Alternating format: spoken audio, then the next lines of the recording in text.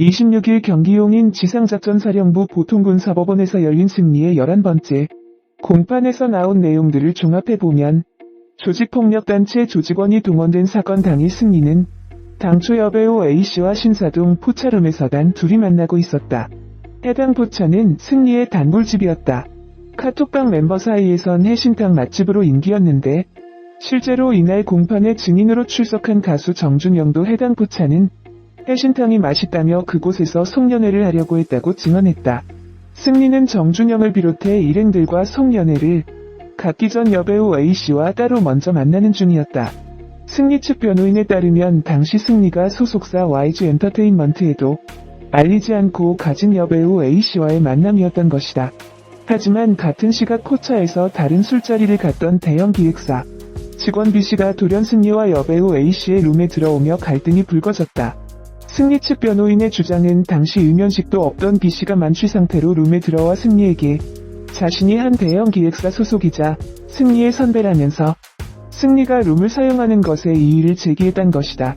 변호인은 B씨가 술을 마신 상태였고 승리 앞에 있는 여배우를 힐끔거렸다며 승리 입장에선 기분 좋은 상황이 아니었으나 B씨를 웃으며 달랬다고 말했다. 이날 공개된 CCTV 영상에서도 승리는 B씨가 자신의 방에 들어오자 대화를 나누며 악수를 하는 모습이었다. 하지만 B씨는 이후 승리가 여배우 A씨를 돌려보내고 정준영 등 승리 일행이 술집에 도착한 뒤에도 승리의 룸에 몇 차례 더 들어오며 승리 일행과 갈등이 커진 것으로 보인다. 정준영은 대형 기획사 직원 B씨가 당시 무례하게 행동했다고 들었다며 B씨로 인해 승리가 화가 나 있었다고 증언했다. 이후 술집의 경호원 C씨, 정준영 표현에 따르면 깡패 아저씨라는 D씨가 도착했고 술집 밖에 조직폭력단체 조직원들이 나타나 B씨와 또 다른 피해자 E씨를 술집 부근에서 겁박하며 위력을 과시한 사건이다.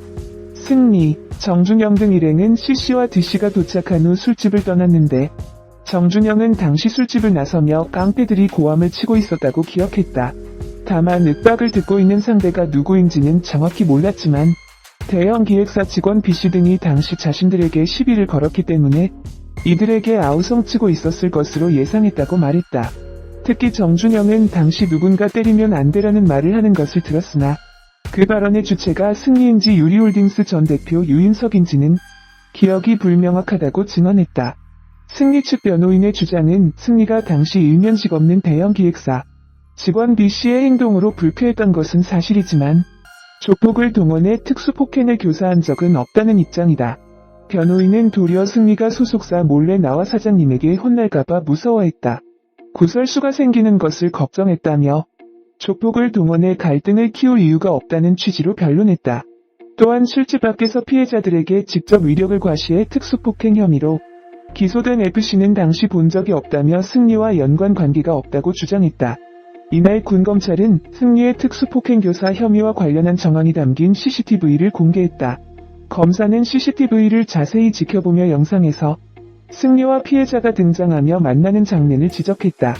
이어 승리가 누군가에게 메시지를 전달하고 있는 모습에 대해 누구한테 연락했는지는 승리만이 알 것이라고 했다.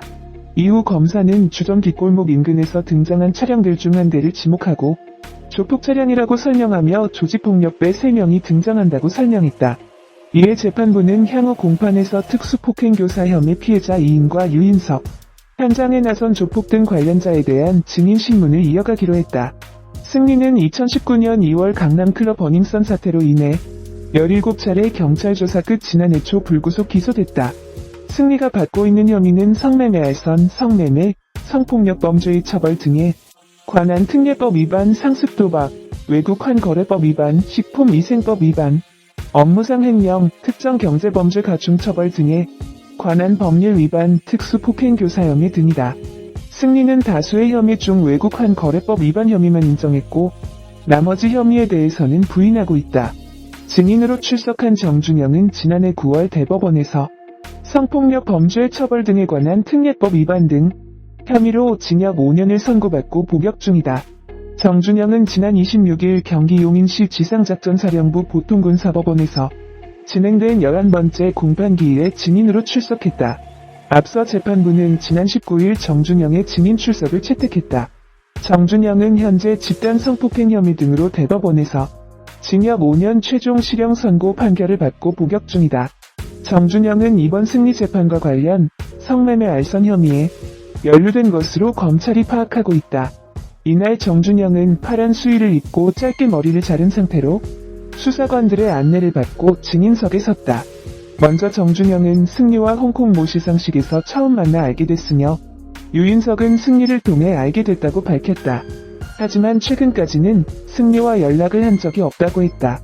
또 전 아레나 클럽 MD이자 버닝썬 사태 핵심 인물 중 한 명으로 자주 등장했던 김모 씨와는 한때 룸메이트로 같이 생활했다고 전했다.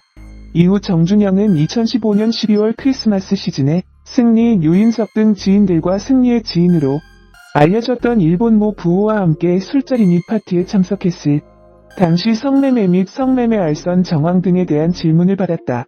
이에 정준영은 자신의 성매매 사실에 대해 인정하면서 승리가 알고 있는 유흥주점 모 마담을 통해 성매매 여성이 보내지고 있다는 것을 인지하고 있었다고 답했다. 이어 그는 이 마담을 통해 100만원 상당의 성매매 여성이 보내지고 있다는 걸 알고 있었냐는 검찰 측의 재차 질문에도 동의하는 취지를 보였다. 정준영은 승리 측 변호인으로부터 이와 관련한 다른 질문을 받기도 했다. 26일 경기 용인 지상작전사령부